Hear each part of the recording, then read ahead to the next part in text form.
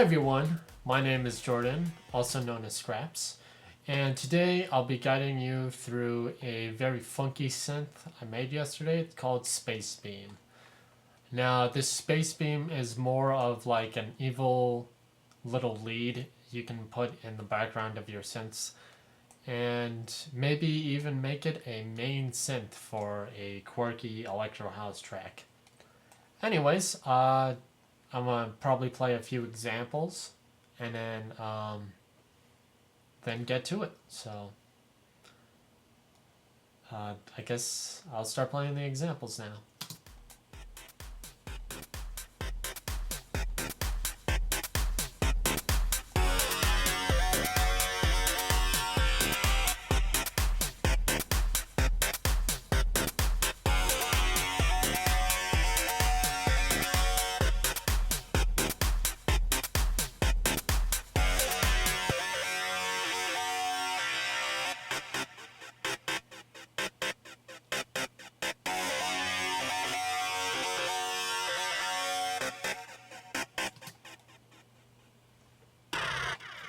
Okay, now I'm gonna play C2 to C3.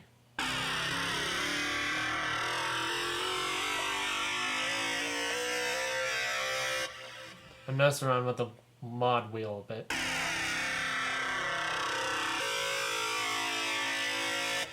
Apparently the modulation wheel doesn't really do anything. So, with that set in mind, I'm going to show you how to create the synth. This synth is actually very complex, and in terms of the level on which it's basic, intermediate, or advanced, I would have to say it's more of the intermediate level. So if you're still trying to figure out reason and how it works, I'm sure this will help you.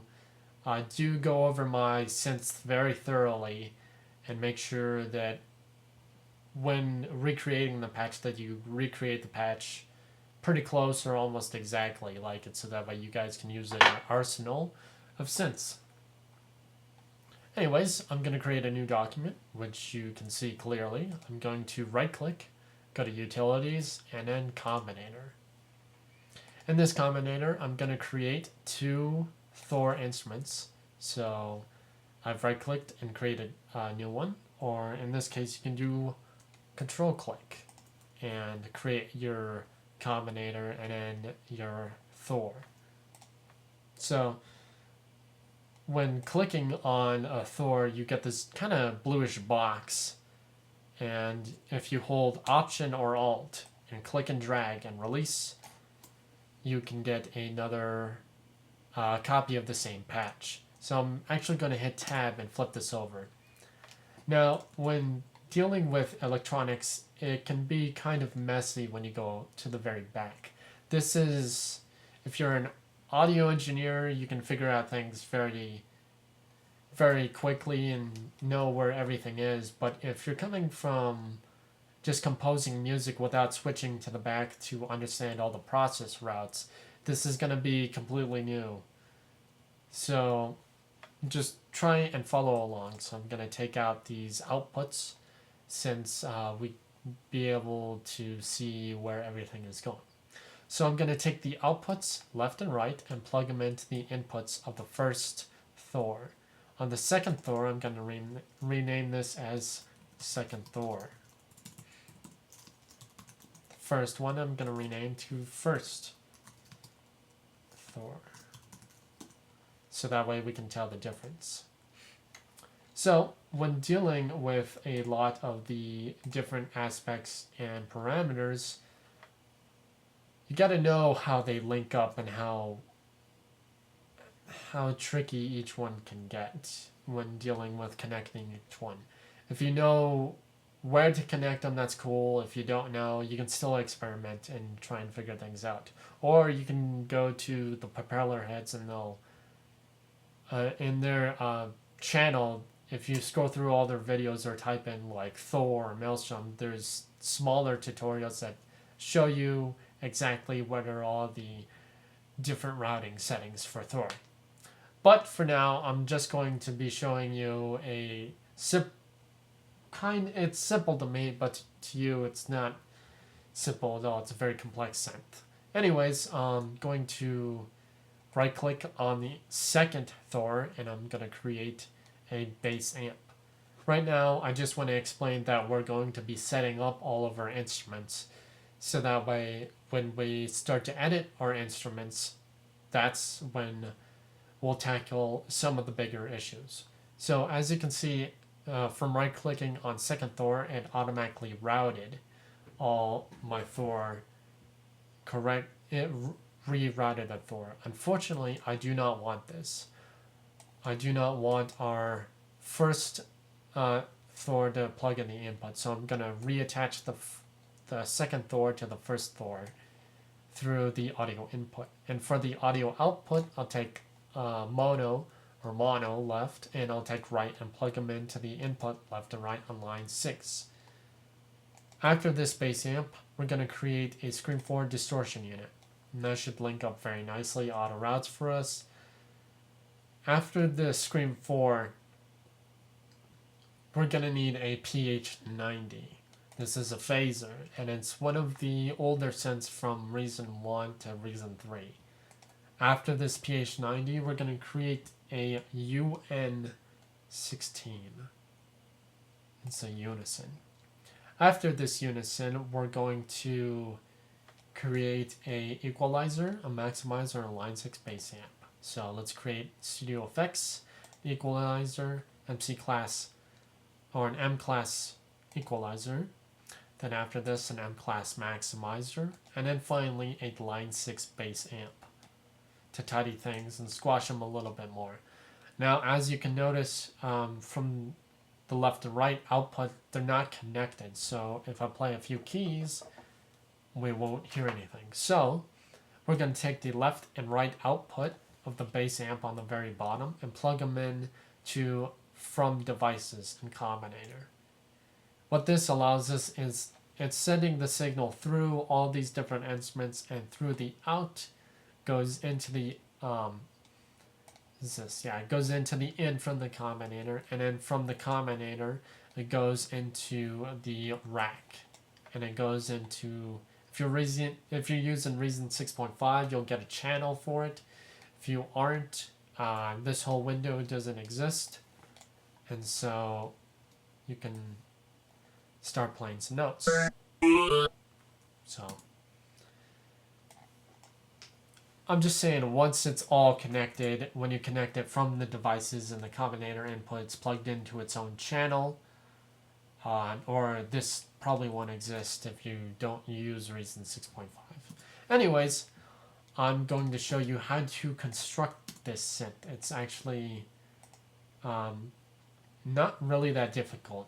So for the range, we leave it at 7. We turn on mono legato, because when playing 2 keys, we actually glide instead of actually playing 2 notes at the same time that don't quite sync up. So if I turn on polyphony,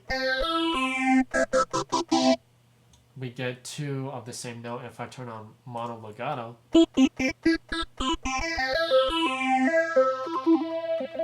we kind of get this gliding effect, and it's actually very nice. So I'm going to run you through the oscillators that we use. So for our first Thor, we're going to go into our wavetable oscillator. We're going to take it all the way to octave 2. And we're going to change this one to mixed wave 3, the type. We're going to turn, we don't need to mess with the position for now because we'll be routing that through our LFO. And I don't mess with the LFO, so yeah, it's all good. So for oscillator 2, wavetable, and for oscillator 3, we're going to turn on wavetable. So for our second oscillator and our first Thor, we're going to take the octave all the way down to 1, and we're going to change it to sax, saxophone, multi-sampled. You get it.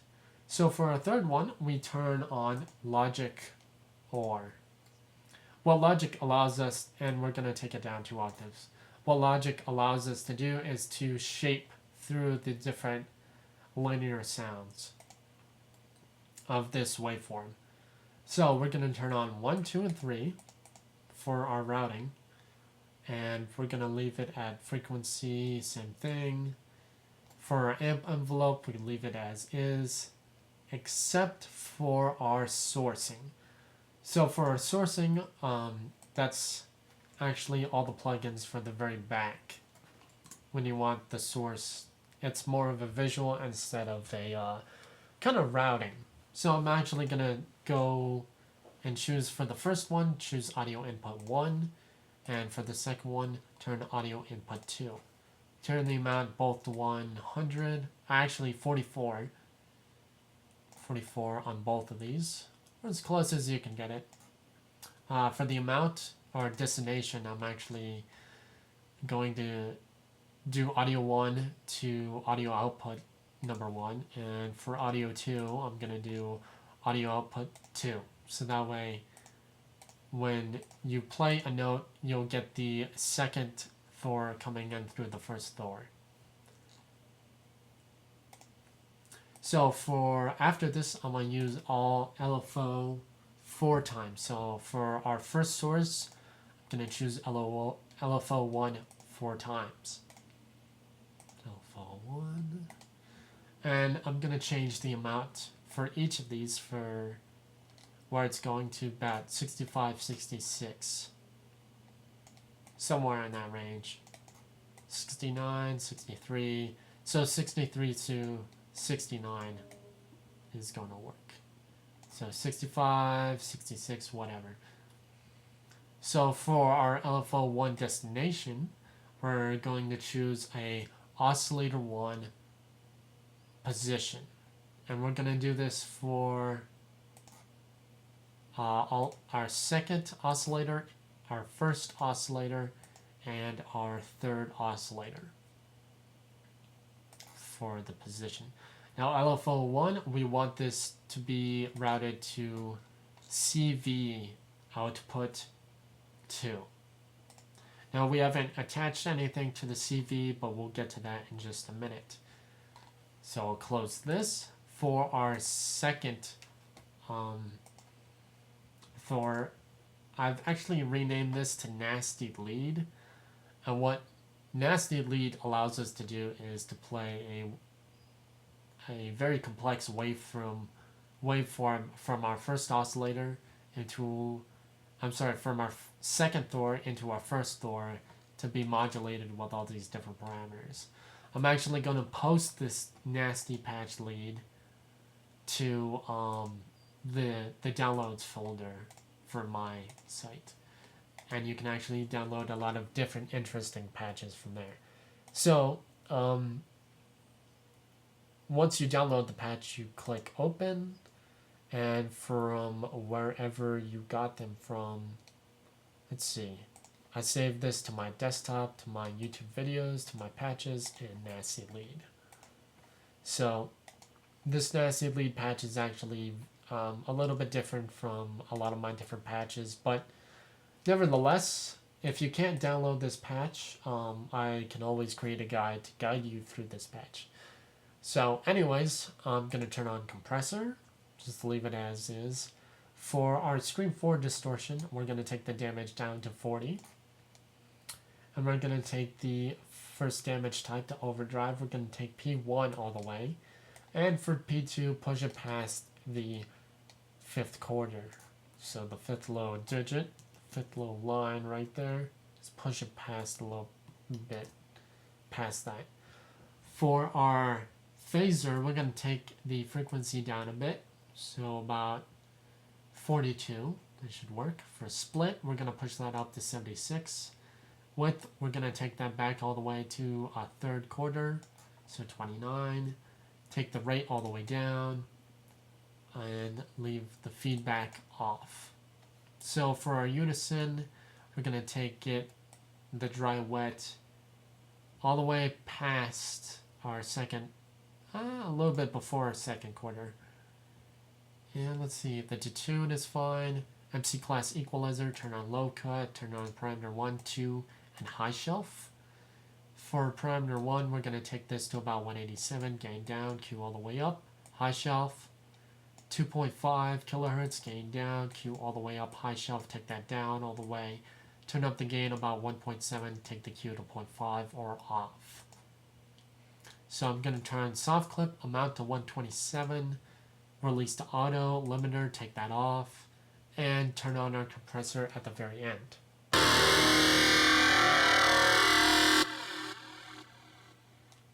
We're going to turn our filter type for screen 4 distortion to B. We're going to take our resonance down, make sure to turn it on, take the resonance to 8, take the scale to about 2, and for the auto, put it to a quarter, so about 18.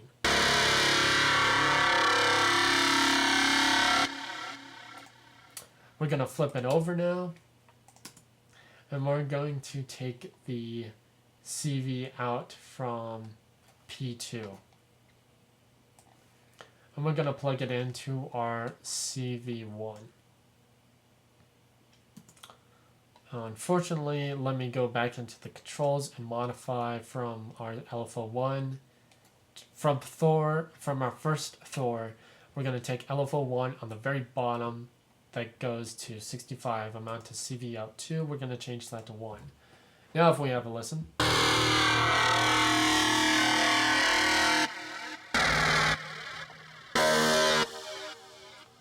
In case you guys want to know what note I'm using, I'm actually switching between the different octaves and I'm actually using D sharp.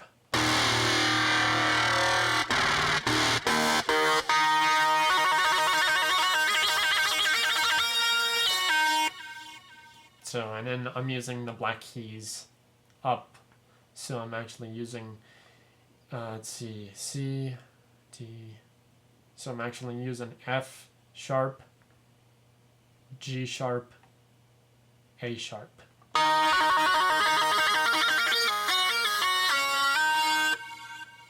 So thanks for joining me, and I'll catch you guys Friday for another advanced looking at oscillators. So thanks for joining me. If you guys really want to know how I created the nasty Q lead or the nasty lead, I'm going to probably post up a picture on how this looks, but most likely not. So I guess that'll do it for today. Thanks for joining me, and I'll catch you guys Friday.